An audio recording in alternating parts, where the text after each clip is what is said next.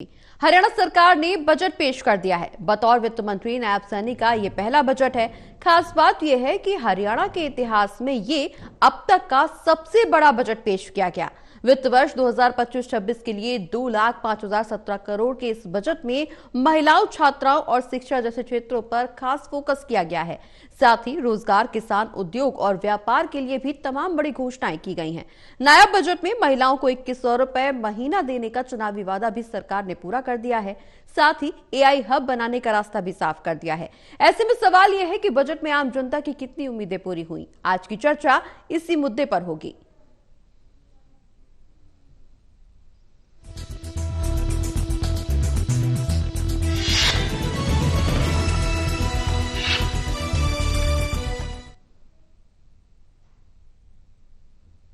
तो नायब सैनी ने बजट तो पेश कर दिया है, लेकिन इस बजट से आम जनता को कितनी राहत मिली, जनता की उम्मीदों पर यह बजट और नायब सरकार कितना खरी उतरी है, ये बड़ा सवाल बना हुआ है। इसी पर चर्चा करने के लिए आज हमारे साथ पैनल में तमाम गेस्ट मौजूद हैं। उनका भी आपसे परिचय करवाएंगे, लेकिन इस बीच आपको सुनाते हैं कि नायब सैनी ने बजट में महिलाओं, छात्राओं और रोजगार को लेकर के क्या कुछ बड़ी घोषणाएं की हैं।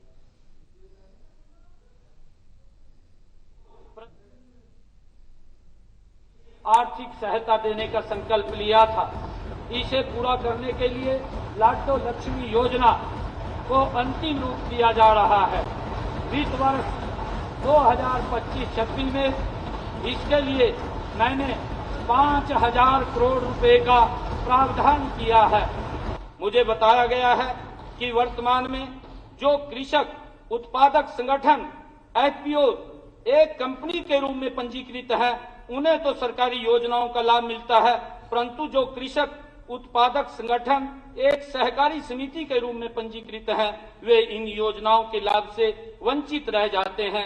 इस अंतर को समाप्त करने के लिए हम शीघ्र ही एक नई बागवानी नीति लाएंगे, जिसके तहत मूल्य संवर्धन, भंडारण, प्रौद्योगिकी, मार्केटिंग, प्राकृतिक व जैविक बागवानी को दोनों प्रकार के एफपीओ के माध्यम से प्रोत्साहन दिया जाएगा।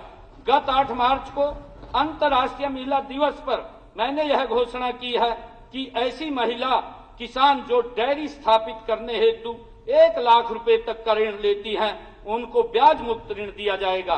उनके ब्याज का पूरा भार सरकार वहन करेगी। महिलाओं के सशक्तिकरण की दिशा में कृषि, बागवानी, पशुपालन एवं मत्स्य पालन विभागों की विभिन्न योजनाओं को महिला उन्मुखी बनाया जाएगा एवं किसी भी योजना में भी महिलाओं द्वारा लिए गए पहले 1 लाख रुपए तक के ऋण पर कोई ब्याज नहीं लिया जाएगा।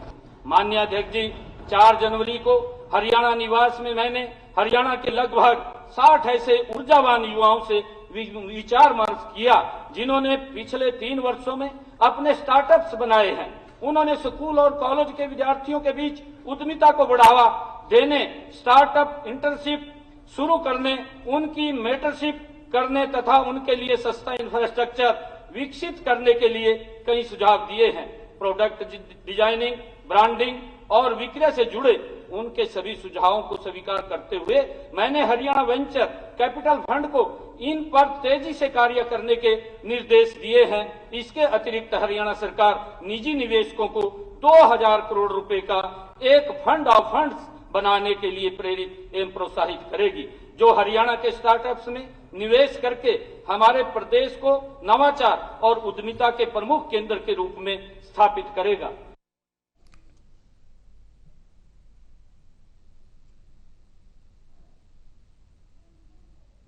तो बजट में तमाम बड़ी घोषणाएं तो कर दी गई हैं, लेकिन सवाल ये बना हुआ है कि आखिर इस बजट से जनता को कितनी राहत मिलेगी। संकल्प पत्र में किए गए हर वादे को क्या इस बजट के माध्यम से पूरा करने की कोशिश सरकार की तरफ से की जा रही है, या फिर एक बार फिर से अब कोई नई योजना के माध्यम से जनता की उम्मीदों पर सरकार खरा उतरने की कोशिश करेगी। ये तमाम ऐसे सवाल जो जनता के मन में भी बने हुए हैं और आज इसी पर चर्चा होगी। इसी पर चर्चा करने के लिए आज हमारे साथ पैनल में मौजूद है हमारे एसोसिएट एडिटर देवेंद्र कथुरिया जी।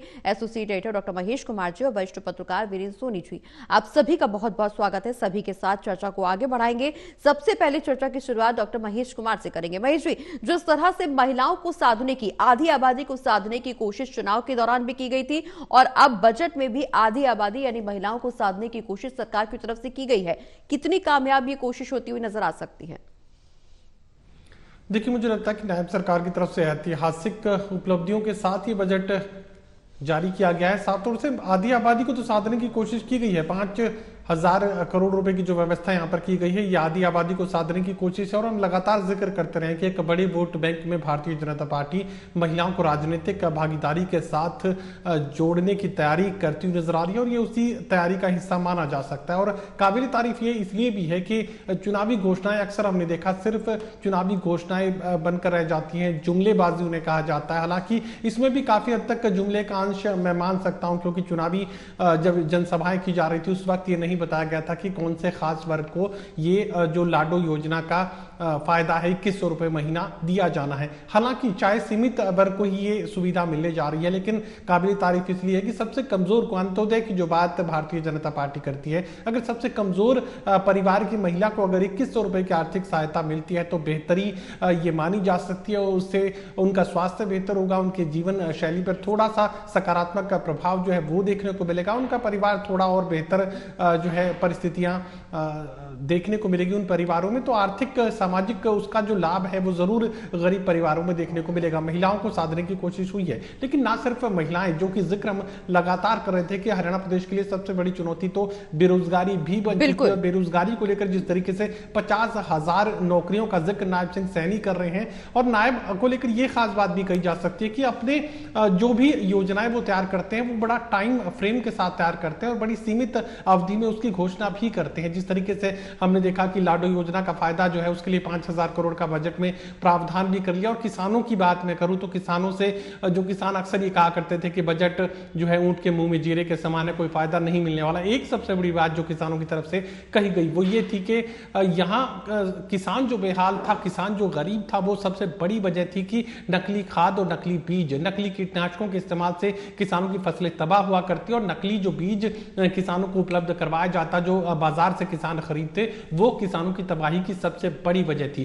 पहला फायदा क्या किया, नायब सिंह सैनी ये कह रहे हैं कि हर एक जिले के अंदर गुणवत्ता जांचने वाली जो लैब्स हैं, बीजों की गुणवत्ता जो जांच सकती हैं, उनकी स्थापना की जाएगी, यानी आप टेस्टिंग करवा सकते हैं। दूसरा जो फायदा यहां पर दिया गया है, बिल की बात कर रहे हैं, एक कानून बनाने की बात कर रहे हैं कि नकली कीटनाशक, नकली बीज जो भी किसानों को बेचेगा उसे जेल की चारदीवारी, जेल की सलाखों के पीछे फेंक दिया जाएगा। ये भी हालांकि कितने साल की वो जेल करेंगे, क्या वो कानून बनाएंगे अलग बात है, लेकिन अगर कानून बनाने की बात आई है तो किसानों ने इसको लेकर खुशी जाहिर की है। जहां तक स्टूडेंट्स की बात की जाए तो स्टूडेंट्स को लेकर भी यहां बेहतर सुविधाएं उपलब्ध करवाने की बात की जा रही है। जो लैबोरेटरीज हैं उन्हें आम लोगों के लिए खोलने की बात कही जा रही है। एआई का जिक्र नायब सिंह सैनी कर रहे हैं, वो समझ रहे हैं कि भविष्य जो है एआई का होगा, तो वर्ल्ड बैंक के साथ जो है एआई को किस तरीके से हरियाणा प्रदेश के भले के लिए इस्तेमाल किया जा सकता है उस पर बात की गई है। उसके साथ साथ बागवानी, जो कि हरियाणा प्रदेश के कुछ जिलों में बागवानी मिशन लागू किया गया था, उससे पूरे प्रदेश के तमाम जिलों में लागू करने की बात। और 2,700 करोड़ रुपए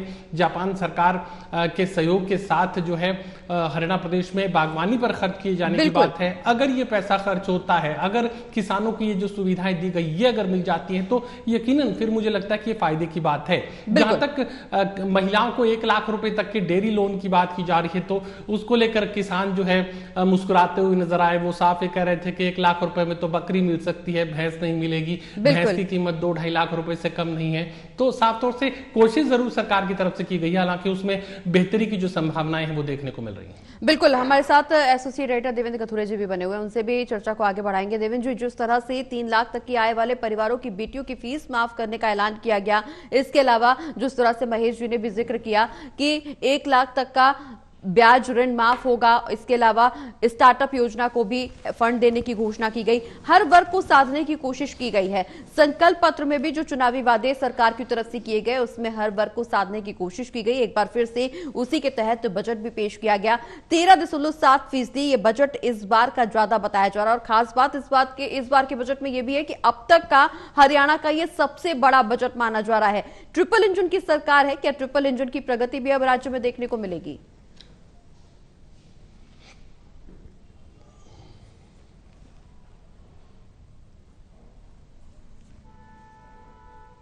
तो देवेंद्र जी से बातचीत करने की कोशिश करेंगे, लेकिन इस बीच हमारे साथ associate editor doctor Mahesh Kumar लगातार बने हुए हैं। महेश जी, एक बार फिर से आप ही से जानने की कोशिश करेंगे, जिस तरह से महिलाओं को साधने की कोशिश की गई, हर वर्ग को साधने की कोशिश की गई, ट्रिपल इंजन की सरकार है, क्या विकास भी अब 3 गुना रफ्तार से होगा? देखिए, शुरुआत के साथ ही आप अतीत में थोड़ा सा पीछे जाकर समझने की कोशिश कीजिए। नायब सिंह सैनी ने शपथ भी नहीं ली थी और उस वक्त अधिकारियों को इकट्ठा कर लिया था और ये कहा था कि 100 दिनों की योजना तैयार कर लो, और शपथ लेने के साथ ही 100 दिनों का जो मीटर है वो सरकार की तरफ से चालू कर दिया गया था। मीटर डाउन करने के साथ ही मुख्यमंत्री लगातार ये बताना शुरू कर चुके थे कि कितनी योजनाओं पर काम शुरू हो चुका है, हमारी चुनावी घोषणाएं कुल इतनी थी, इतनी पर काम शुरू हुआ, इतने दिनों में इतनी बाकी योजनाएं हम लागू करेंगे। हालांकि समयावधि 5 साल के लिए मिलती है, जो तमाम घोषणाएं की जाती हैं वो 5 साल के लिए जो है 5 साल का जो एक टाइम स्लैब है वो सरकार को मिलता है। लेकिन पहले दिन से नायब सिंह सैनी ये सुनिश्चित करने की कोशिश कर रहे थे कि जो मैंने कहा है, जो बात भारतीय जनता पार्टी के मन से कही गई है, तमाम हर बात को वो पूरा करेंगे, हर वायदे को वो पूरा करेंगे। तो मैं जरूर यहां पर कहना चाहूंगा कि ट्रिपल इंजन का जो जिक्र नायब सिंह सैनी कर रहे थे, हालांकि ट्रिपल इंजन एक जो है चुनावी घोषणा के रूप में कहा जा सकता है। कितना फायदा नगर निगम क्षेत्रों में होगा यह अलग बात है। नगर निगम क्षेत्रों में जो मेयरों को जिताने की जिम्मेदारी थी या पार्षदों को जिताने की जिम्मेदारी थी, वो नायब सिंह सैनी खुद अपने कंधों पर लिए हुए थे।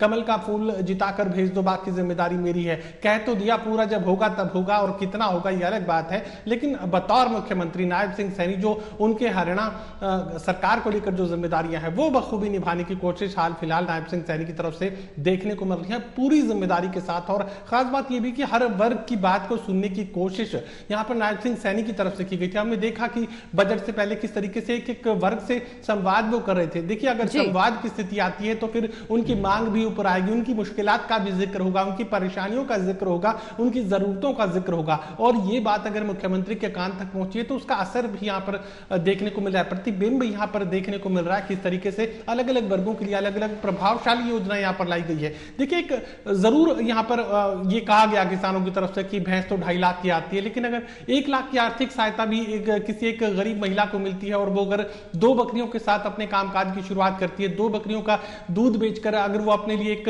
बेहतर जीवन, एक अच्छे स्वास्थ्य की जो कोशिश है वो अगर कर सकती है, तो इसमें बुरा क्या है। एक नया पैसा सरकार जो है नहीं लेने जा रही, ब्याज के रूप में सिर्फ 1 लाख रुपए की रकम, और उसे भी किस्तों में चुकाने की यहां सरकार जो सुविधा है इन महिलाओं को उपलब्ध करवा रही है।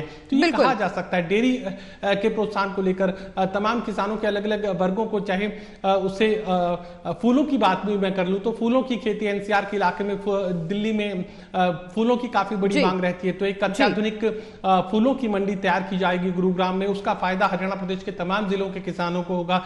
अगर ना सिर्फ गुरुग्राम बल्कि हरियाणा प्रदेश के किसी भी जिले के किसान अगर फूलों की खेती करते हैं तो दिल्ली एनसीआर में एक बड़ा बाजार आसानी से गुरुग्राम की मंडी के जरिए उपलब्ध करवा दिया जाएगा। तो ये जरूर यहां पर नायब सिंह सैनी ने सुनिश्चित करने की कोशिश की है कि एक टाइम फ्रेम वर्क के साथ जो जिम्मेदारी बतौर मुख्यमंत्री ने दी गई थी उसे निभाने की कोशिश वो कर रहे हैं। देखिए, मंशा तो पॉजिटिव है, सकारात्मक दिशा में आगे बढ़ते नजर आ रहे हैं और पूरी जिम्मेदारी के साथ हर वर्ग की बात को वो सुन रहे हैं और उसे पूरा करने की कोशिश वो कर रहे हैं। बिल्कुल, निश्चित रूप से अपने भाषण के दौरान, अपने संबोधन के दौरान नायब सिंह सैनी ने भी यही कहा कि हजारों सुझावों को ध्यान में रखते हुए इस बजट को पेश किया गया है। हर वर्ग को सम्मिलित करने की कोशिश की गई है और हर वर्ग को लाभ और बेहतर बनाने की कोशिश इस बजट के माध्यम से की जा रही है। देवेंद्र जी हमारे साथ जुड़े हुए हैं, देवेंद्र जी से चर्चा को आगे बढ़ाएंगे। देवेंद्र जी, महिलाओं को 2100 रुपए महीने देने का वादा चुनावी संकल्प पत्र में किया गया था और इस संकल्प पत्र को अब अमली जामा पहनाना भी शुरू कर दिया गया। आज के बजट में जो महिलाओं के लिए सबसे बड़ी घोषणा वो यही कि हर महीने महिलाओं को 2100 रुपए मिलेंगे।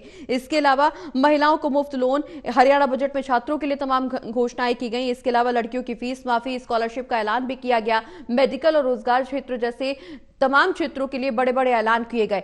सरकार अब ट्रिपल इंजन की है और ट्रिपल इंजन की रफ्तार से ही आगे बढ़ती हुई भी नजर आ रही है। जनता की उम्मीदों को कितना खरा उतर पाएगा, कितना बेहतर बना पाएगा ये बजट?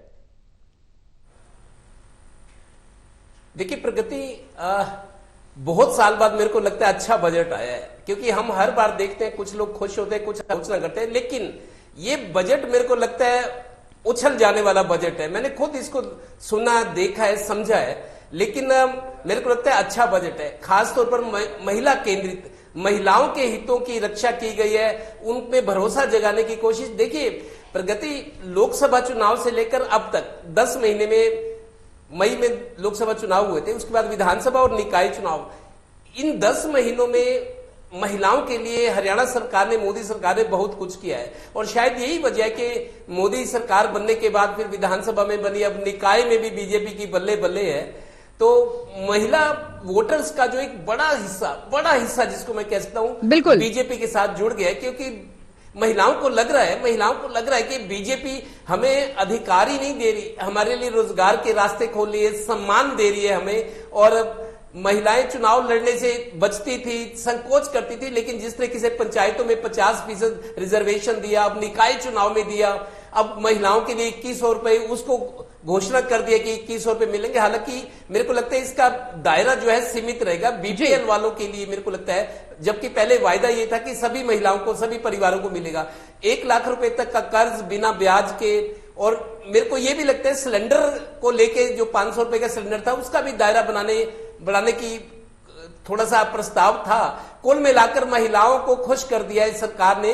और उसके अलावा बाकी वर्गों, आपको बताऊं, पानीपत के बहुत उद्यमी जी है, बहुत टाइम से इंतजार कर रहे थे। 2-3 पानीपत के लिए जो घोषणाएं हुई है बहुत अच्छी, उद्यमी खुश है। एक तो ये कि हुड्डा के जो सेक्टर थे, इंडस्ट्रियल सेक्टर जिनको हुड्डा देख रहा था, हुड्डा ने काटा था, उन सेक्टर को HSIIDC Haryana state industrial and infrastructure development corporation को ट्रांसफर कर दिया गया था। लेकिन दिक्कत ये आ रही थी, हुड्डा के सेक्टर्स को HSIDC के बाद जाने के बाद NOC लेने में बड़ी दिक्कत आ रही थी, उद्यमी परेशान थे। सरकार ने बजट में ये प्रावधान किया कि जो हुड्डा की पॉलिसी है, HSVP की जो पॉलिसी है, उसके तहत NOC या और जो काम होंगे वो पुरानी पॉलिसी के तहत होंगे। इससे बहुत बड़ी राहत मिली है। दूसरा, डोरमेट्री बनाने की घोषणा हुई है कि जो छोटे उद्यमी है, ज्यादा पैसा नहीं है उनके पास, छोटे मतलब माइक्रो लेवल पे जो काम करते हैं, ये मीडियम से भी नीचे, उनके लिए डोरमेट्री मतलब शेड बनाकर, उनको छोटे छोटे पॉइंट बनाकर, ताकि वो अपनी मैन्युफैक्चरिंग कर सके। उसका ये है कि सरकार उनको किराए पर देगी, लीज पर देगी, सरकार को आमदन होगी, उनको बिना पैसा खर्च किए एक कार्यस्थल, वर्क प्लेस मिलेगा। और बड़ी बात है कि इंडस्ट्रियल एसोसिएशन उसकी देखरेख करेंगी। इसके अलावा जो पानीपत की एक बहुत बड़ी समस्या ये भी हल होती दिख रही है अगर इसका इम्प्लीमेंटेशन सही होता है। जो अनअप्रूव्ड फैक्ट्रीज चल रही है, जिनके पास कोई लाइसेंस या कोई परमिशन नहीं थी, बहुत 20-30 साल से चल रही थी, बहुत अनप्लैंड फैक्ट्रीज बनी हुई है पानीपत में, गलियों में कहीं भी। अब उनके लिए एक स्कीम सरकार ये लेकर आ रही कि अगर अनअप्रूव्ड एरियाज में जो फैक्ट्री चल रही है, 50 लोग पोर्टल पर इकट्ठे होकर आवेदन करें तो उनको रेगुलर करेगी सरकार, उनको रेगुलर करेगी।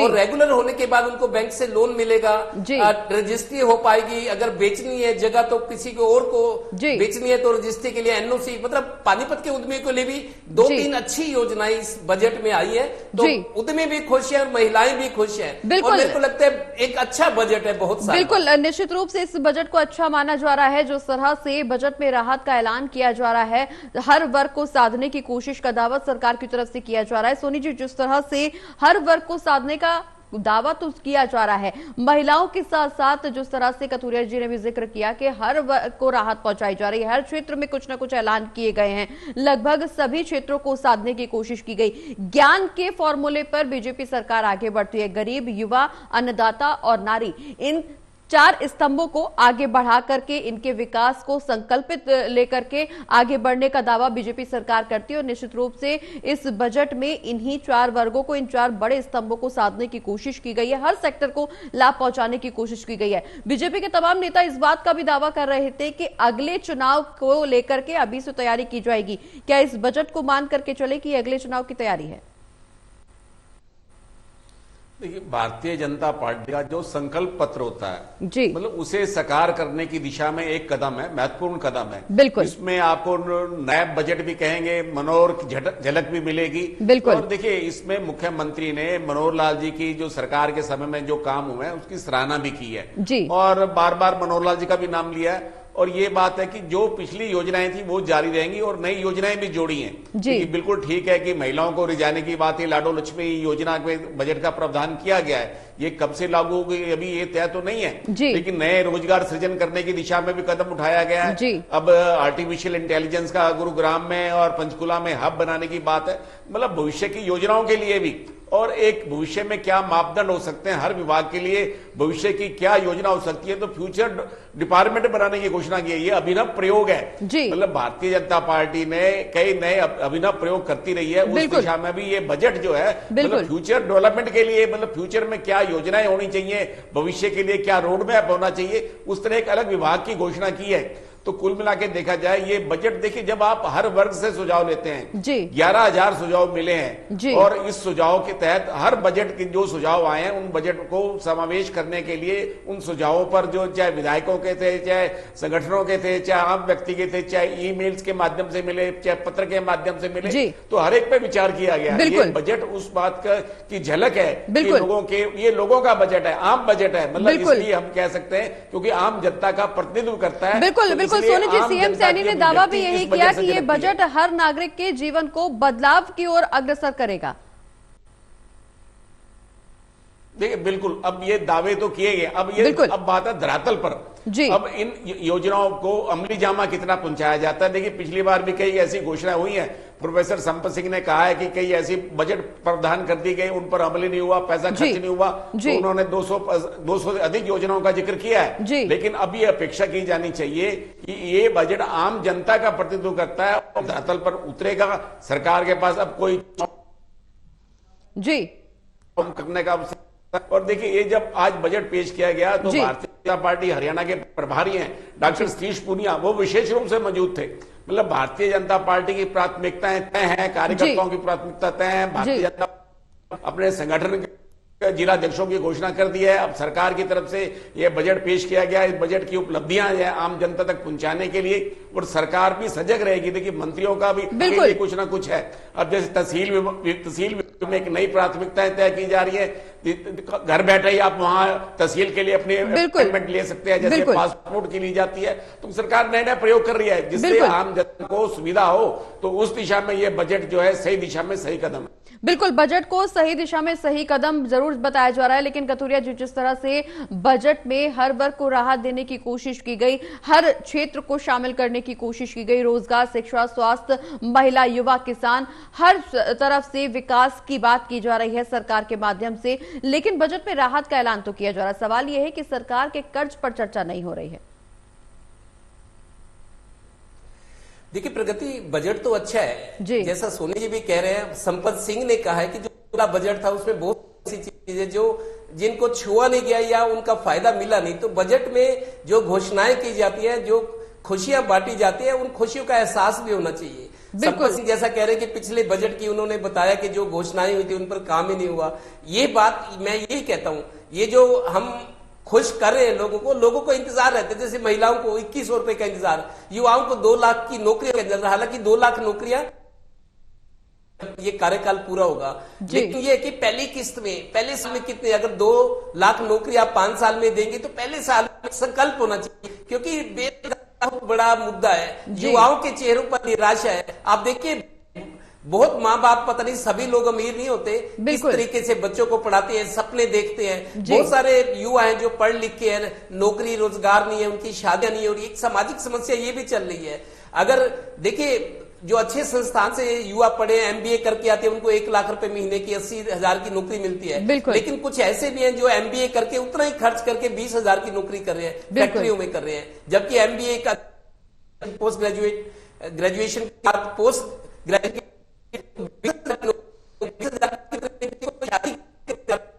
जी बिल्कुल बिल्कुल बिल्कुल बिल्कुल, कई बड़े ऐलान जरूर किए गए महेश जी, लेकिन इस बीच खास बात इस बजट में यह भी देखी गई कि पत्रकारों के लिए मेडिकल ट्रीटमेंट की सुविधा भी सरकार की तरफ से इस बजट में शामिल की गई।